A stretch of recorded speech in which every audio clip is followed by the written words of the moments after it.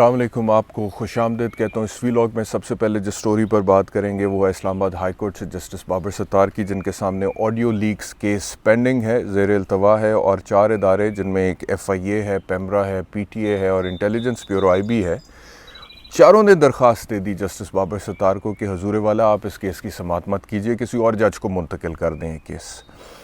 ہر کسی نے اپنی اپنی ریزننگ دی۔ مثال کے طور پہ پیمرا نے یہ کہا کہ 2021 میں جسٹس محسن اختر کیانی صاحب اسی طرح کے ایک کیس کی سنوائی کر چکے ہیں، ایک فیصلہ کر چکے ہیں، تو بہتر ہے کہ آپ انہی کو بھجوا دیں تاکہ متفرق فیصلہ نہ آئے۔ بڑی فضول قسم کی ریزننگ ہے کہ اگر ایک جج ہی ایک طرح کے کیسز کے تمام فیصلے کرے گا تو جورسپروڈنس ڈیولپ کیسے ہوگی، اور کس نے کہہ دیا ہے کہ اس ایک جج کا وہ ایک فیصلہ پتھر پر لکیر ہے اور اس سے آگے پیچھے جورسپروڈنس ڈیولپ نہیں ہو سکتی ہے۔ قانون جو ہے اس کو کنسیڈر کیا جاتا ہے ایز اے لیونگ آرگنزم، جیسے کہ وہ ایک جاندار چیز ہے، اور وہ بدلتے وقت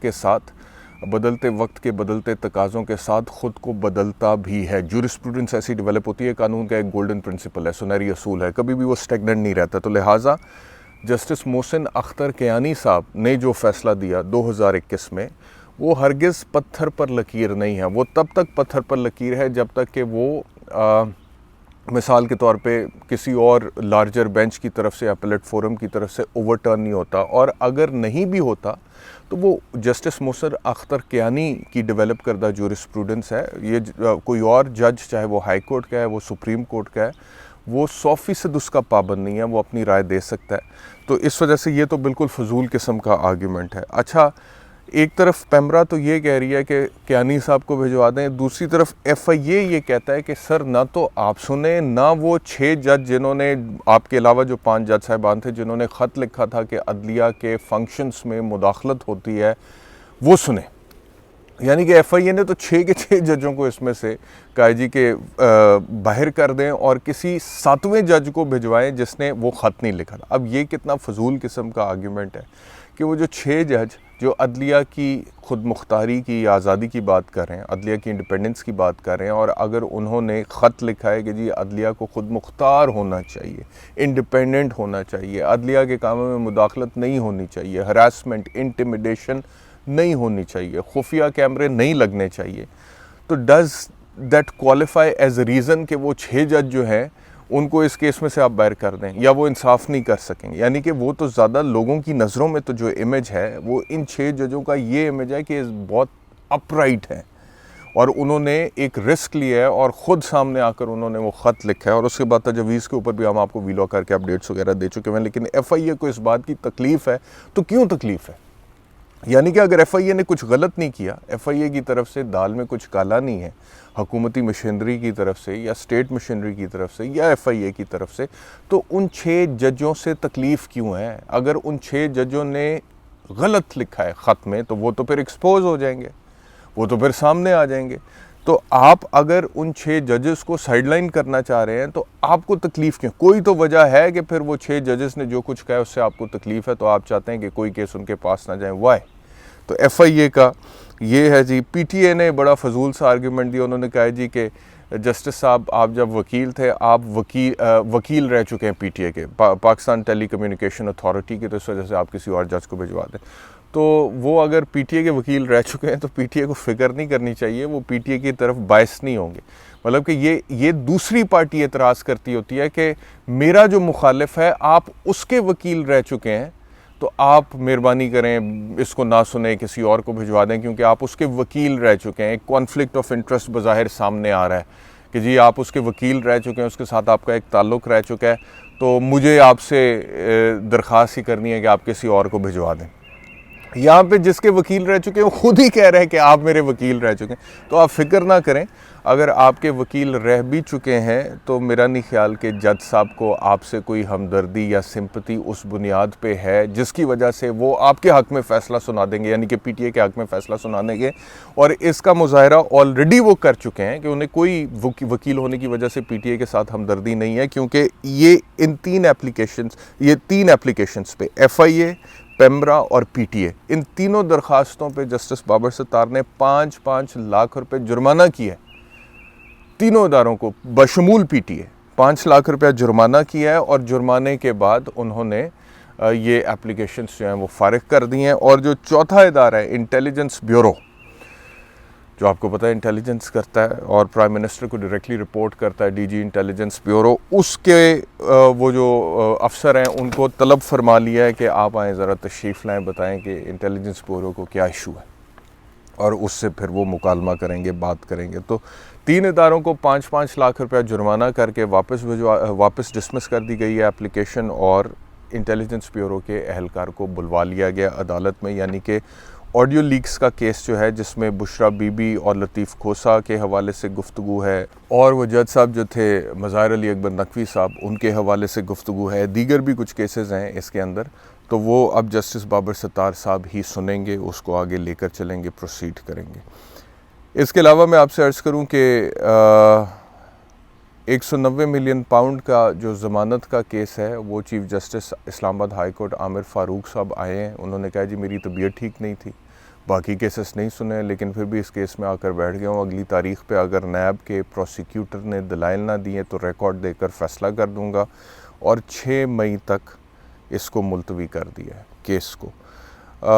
اس کے علاوہ عمران خان صاحب سے جو صحافیوں کی گفتگو ہوئی ہے اڈیالہ میں، اس میں پبلک اکاؤنٹس کمیٹی کی چیئرمین شپ کے حوالے سے صحافیوں نے سوال پوچھا ہے کہ شیر افضل مروت ہیں چیئرمین پبلک اکاؤنٹس کمیٹی یا کوئی اور ہوں گے.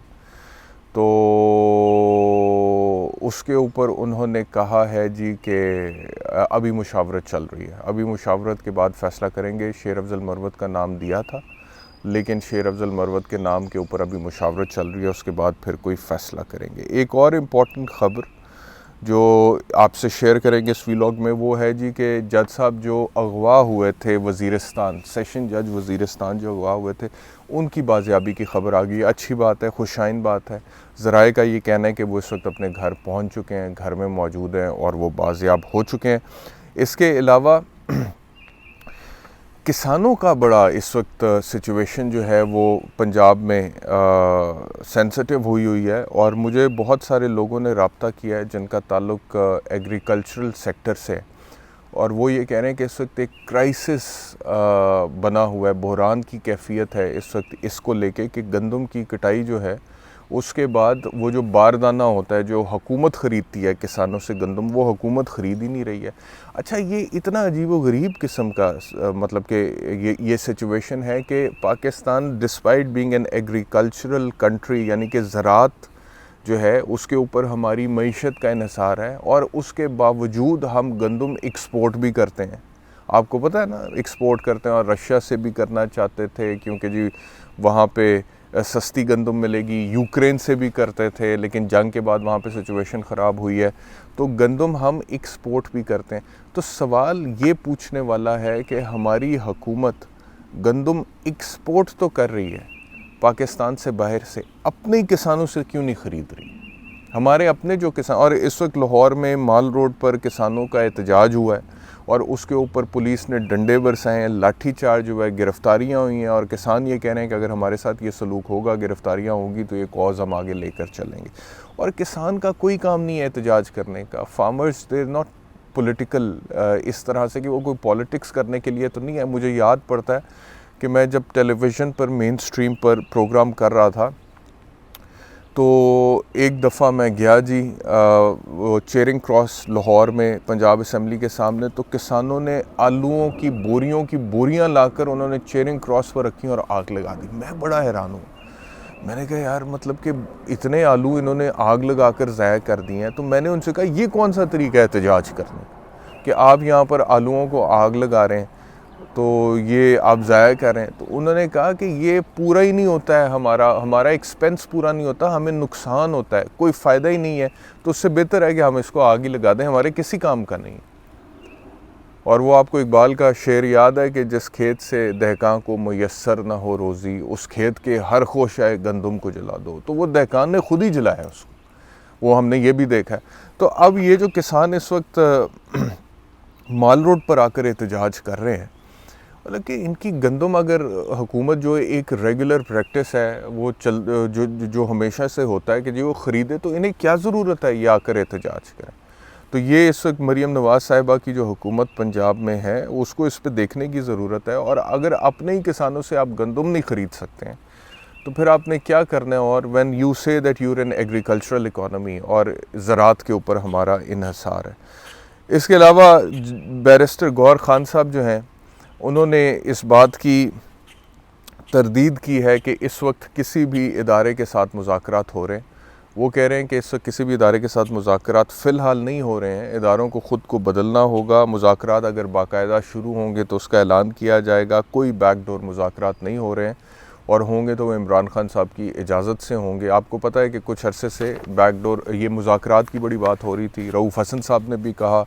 کہ مذاکراتی کمیٹی بنا کے پچھلے 1.5 سال سے انتظار میں ہے لیکن اسٹیبلشمنٹ رابطہ نہیں کرتی ہے، تو اس کے اوپر یہ سٹیٹمنٹ آیا بیرسٹر گور Khan chairman P T I کا کہ ابھی مذاکرات ہو نہیں رہے ہیں، لیکن اگر ہوئے تو عمران خان کی منشا اور ان کی مرضی سے اور ان کی اجازت سے ہوں گے۔ اور آخری خبر آج کے جو وی لاگ کی ہے وہ اسٹیٹ بینک نے شرح سود 22% پر